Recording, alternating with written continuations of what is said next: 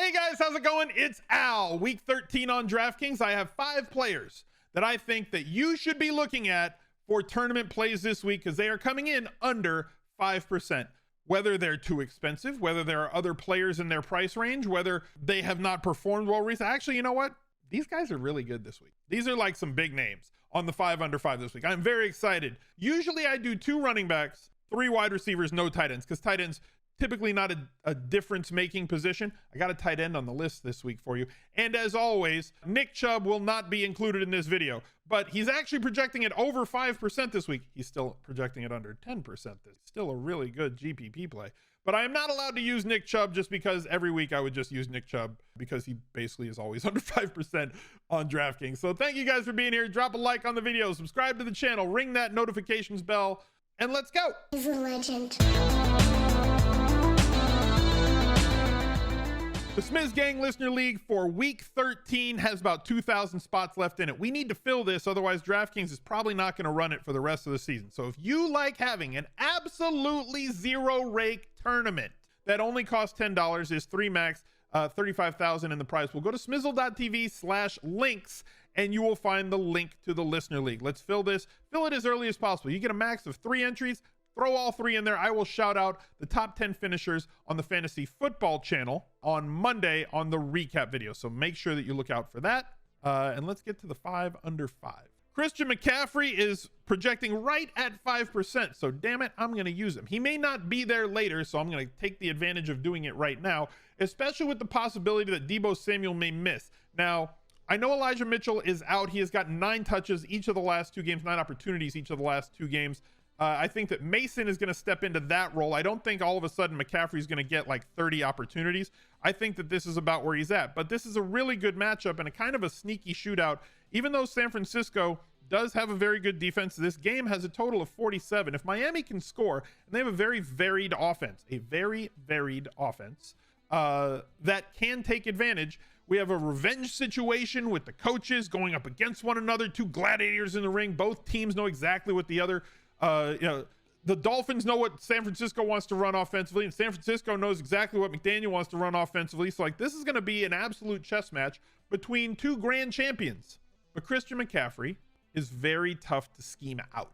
He's very easy for San Francisco to scheme in. I'm expecting that McCaffrey Kamara usage, 12 to 15 carries, 6 to 10 targets, and with the possibility that Deebo Samuel is out, a greater touchdown expectation from Christian McCaffrey because there is one less guy once they get inside the red zone for him to have to battle against.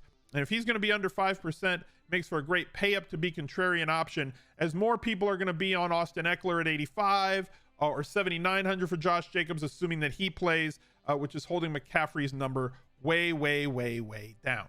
Saquon Barkley 8,200, same pay up to be contrarian reason here at running back. I think that earlier in the week, everybody was going to look to pay up at running back, and then later in the week with some of this value opening up with players that are out, we just heard that Michael Carter is going to be out, so I think Zonovan Knight is going to be mega chalk salary relief at running back at this point, both in tournaments and in cash. Saquon Barkley at home against Washington, projecting at 2%. I know he's coming off of a couple of bad games, but that's when you want to buy, right? Like, we want to get in when everybody else gets off. His volume has been fine. 20 opportunities against Detroit, 17 opportunities against Dallas, coming off of the massive 36 opportunity game against Houston. This is a great time to buy low on Saquon Barkley in terms of percentages in tournaments because he's still going to get a heavy dose. They are playing at home.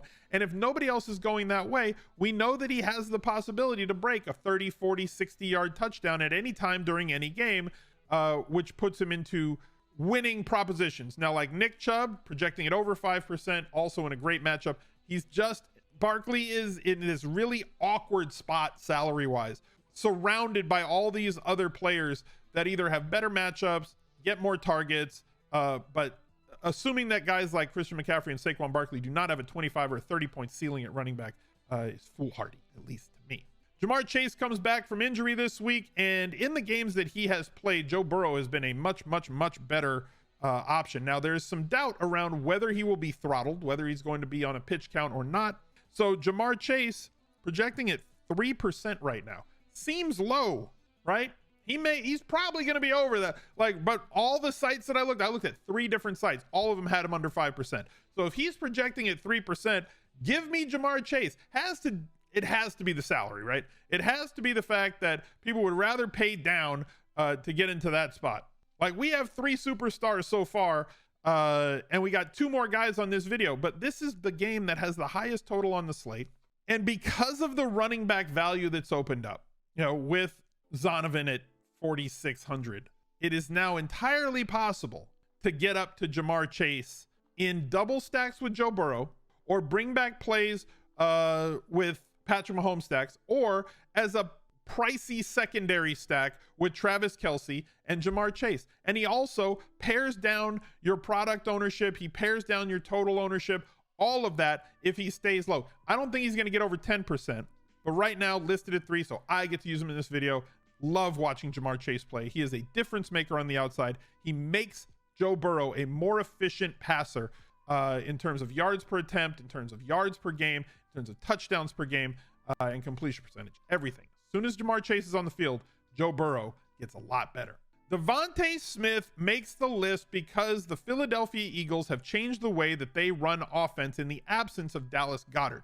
In the past, in all the snaps, so the past 2.5 games, since Dallas Goedert left the field, DeVonta Smith is receiving like 31% of the target market share. That is massive. Specifically at 6,200, projecting at 4% this weekend in a game against Tennessee where it's a great matchup and you get Tennessee forcing you to throw the ball as they want to stop the run. Now, Philadelphia has been prolific at running the football with 3 running backs and their quarterback this year. I don't think that Jalen Hurts is going to get stopped from running the football, but if you're scheming for this game specifically as an offensive coordinator, you're going to throw the ball. And everything that they've shown us in the absence of Dallas Goedert is that they want to throw the ball to DeVonta Smith in those short to intermediate routes. He also has downfield ability. We know that he can catch the ball and high point it when they get in and around the red zone and in zone throws as well. Very talented wide receiver. Everybody's flocking to, to go over to AJ Brown, but everybody's ignoring the fact that DeVonta Smith has seen a massive change in the way that he is being deployed and utilized recently for the Philadelphia Eagles. And wrapping us up at number 5, George Kittle. I mentioned that I think Deebo Samuel is trending towards being out. This one is an if-then statement. Tight ends don't typically have 25+ point upside. We know that few of them do. Couple of them have been injured. Goddard's out. Ertz is out. Kyle Pitts and his theoretical 25-point ceiling is out. Travis Kelce is always going to be there based on his usage right now. But he's averaging like 23 DraftKings points per game. Mark Andrews also in that category, but he's like 1,500 or 1,600 more than George Kittle. We've seen a 24-point game from him. We've seen a 21.8-point game from him. He is at a place where he's not priced really high. And with Deebo Samuel out, there's more places to go in the passing game now, or more opportunities for somebody like George Kittle, a massive difference maker at the tight end position that can separate you from your opponents, especially when he's only projecting at 2% in tournaments. Using him as a one-off or as a bring-back play or secondary stack play with any of the players on Miami is fine. So you can deploy him any way that you want throughout your lineups. You don't need to use Garoppolo to get to him. I use the tight end as a one-off spot in a lot of different lineups, and George Kittle kind of fits that bill this week, or as a great bring-back play as somebody who is cheaper than Ayuk, way cheaper than Christian McCaffrey, and nobody wants to play at a position. Defense and tight end are potentially on an every-week basis the biggest difference maker positions that there are. So if he happens to walk into a 25+ point DraftKings week and Travis Kelce is the only other tight end that has anywhere near that range, you might have wandered onto one of the best 5 under 5 plays on the year. So thank you guys for watching. Look out for another video right there. He's a legend.